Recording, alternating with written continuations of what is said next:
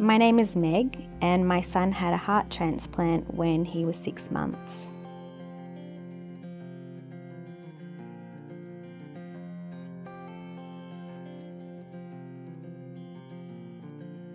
When Ashford was 1 month old, he had a bit of a cold for a while. Then he started having breathing problems.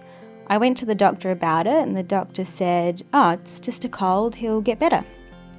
He was my second child, so I was more relaxed, but still I went back to the GP a lot. Then one day he had blue lips and was really struggling to breathe. I knew something wasn't right, and I went to the GP. Ashford had a full heart failure that day.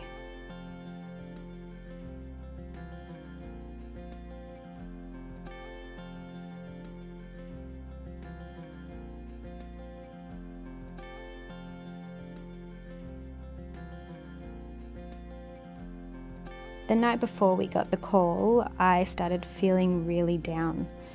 I thought he wasn't going to have a heart transplant for a really long time. I thought it would be in 6, 9 months, maybe a year.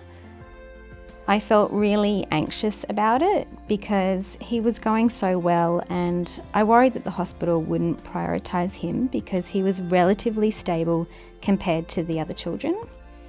It was a hard process. But early the next morning, I was checking my messages and I had this unknown number saying, "This is Anne, we have a heart." I just couldn't believe it. I jumped out of bed, I shook my partner awake, who was not happy about that, saying, "We have a heart, a new heart." And then I started crying. It was hard knowing that there was a child who died, but I knew I couldn't let myself think about it at the time. I had to focus on my son.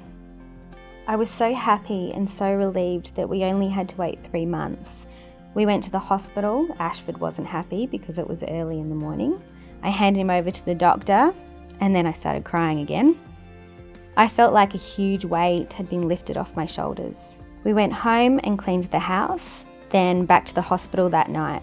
The operation was long. I was allowed to see him at 6 o'clock. When I saw him, I noticed immediately it was different. There was less equipment, fewer tubes. The nurse says, "He's got a healthy heart now." And I thought, of course.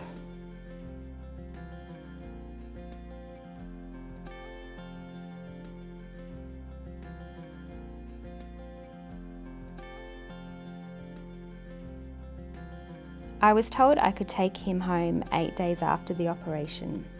I was happy, but also a bit panicked because it felt like having a newborn baby all over again. I was used to my son being in hospital overnight. I was like a part-time mum.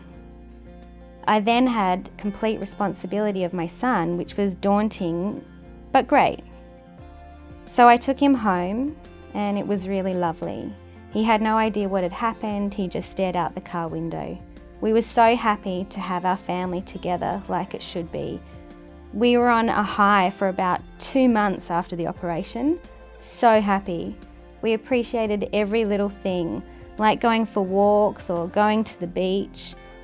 You know, all of those things that people take for granted.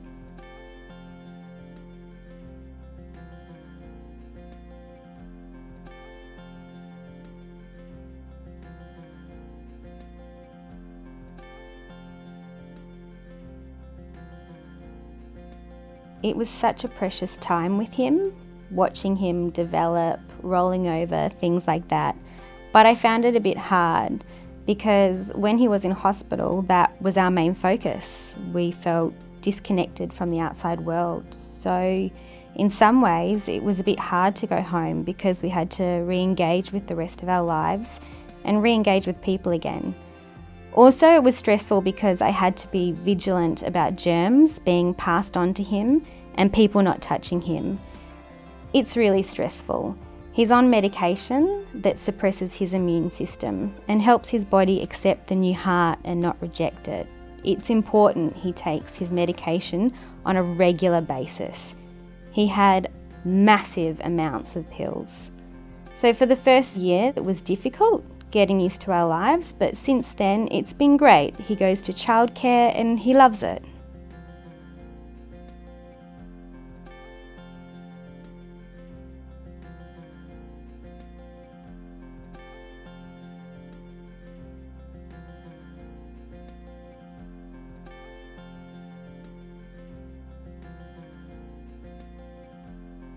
It really hit me on the first Mother's Day, which was 3 months after the transplant. I actually never thought I would have a Mother's Day with Ashford. I just didn't. Then on the Mother's Day, it really hit me that there's a mother who is experiencing her first Mother's Day without her child.